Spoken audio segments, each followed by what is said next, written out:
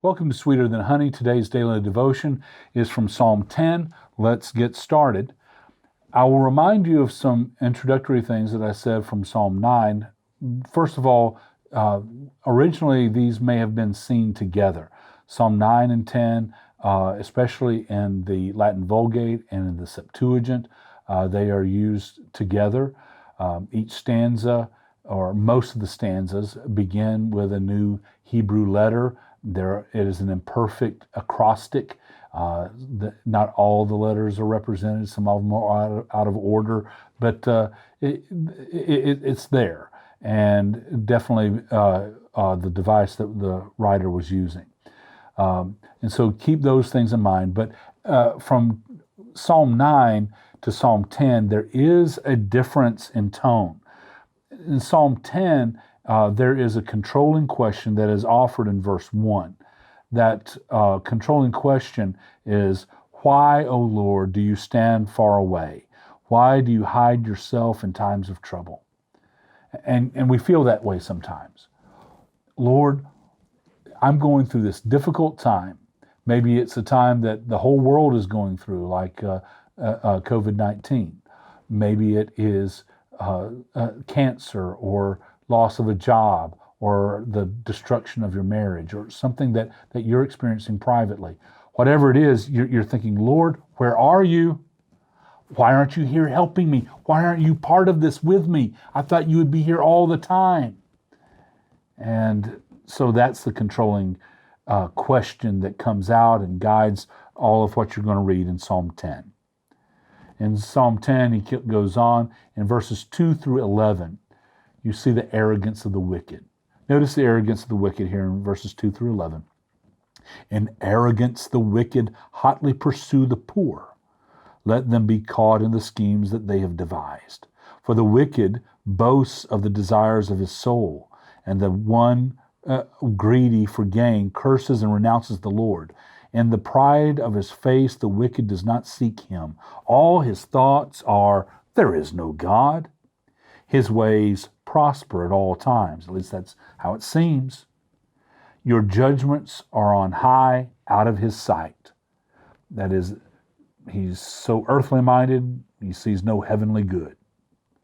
As for all his foes, he puffs at them. He says in his heart, I shall not be moved. Throughout all generations, I shall not meet adversity. His mouth is filled with cursing and deceit and oppression. Under his tongue are mischief and iniquity. He sits in ambush in the villages. In hiding places, he murders the innocent. His eyes stealthily watch for the helpless. He lurks in ambush like a lion in his thicket. He lurks that he may seize the poor. He seizes the poor when he draws him into his net. The helpless are crushed, sink down, and fall by his might. He says in his heart, God has forgotten, and he has hidden his face. He will never see it. So the arrogance of the wicked, you see that he mocks God. It seems that he prospers. He claims his eternal victory. He curses those around him. He engages in all manner of evil, trapping and seizing and stealing. He believes that God will never see him. Perhaps he believes that because he doesn't believe there is a God. Or in his paganness, perhaps he feels that God is just like him. And then as the psalm continues, beginning in verse 12, you see the plea for God's intervention. Arise, O Lord. O God, lift up your hand.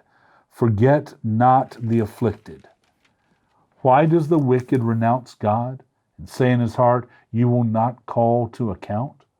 But you do see, for you note mischief and vexation, that you may take it into your hands. To you the helpless commits himself. You have been the helper of the fatherless.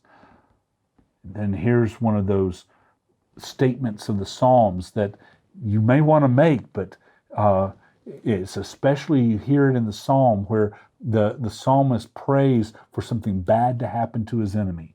Break the arm of the wicked and evildoer. Call his wickedness to account till you find none.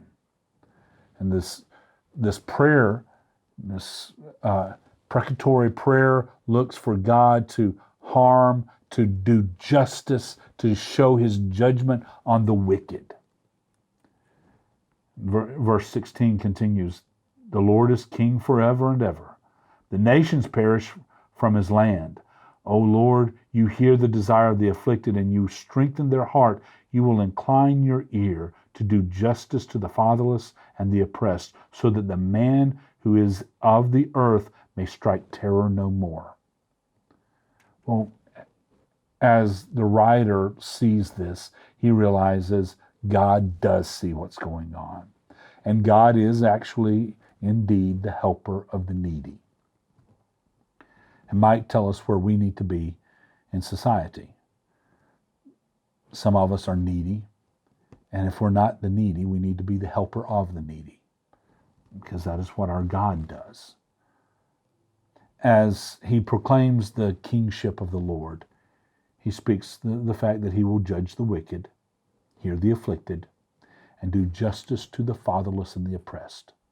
Why does he mention the fatherless and the oppressed? Because those are the vulnerable people. As our family has worked with victims of human trafficking, those people that work closest in that field, they can identify those people who are most vulnerable. Wicked people prey on vulnerable people. It is God's people who will uplift them and go after them to steady them, stabilize them. Let's end with a few thoughts. There are times, as in the beginning of this psalm, where it seems that God has hidden himself when we need him the most. But understand that no matter what it seems, God knows what is going on. There are occasions when wicked people seem to prosper, and as they prosper, they gloat in their wickedness. They gloat that they are successful and we are not. They gloat, look at what I have. Look at how great I am. Look at how smart I am. Look at how big I am. There is a moment where we must resign ourselves to allow the justice of God to execute its righteous decisions upon them. We live with the knowledge that sometimes of the ignored truth that God is king. We know God is king, and we are responsible to live as though we know God is king. But we will be mocked by living that way. We are to own that. We are to live that way anyway. God reigns, and his reign gives us perspective on what is right. God's reign gives us perspective or hope for coming justice. God's reign gives us hope for deliverance. It gives us perspective, it gives us hope, and it gives us deliverance. In God's reign, we can have surety and confidence and hope because we know that God is on his throne. He hasn't forgotten us. And the answer to the question at the very beginning of the psalm, when the psalmist cries out, "Why, O Lord, do you stand afar off?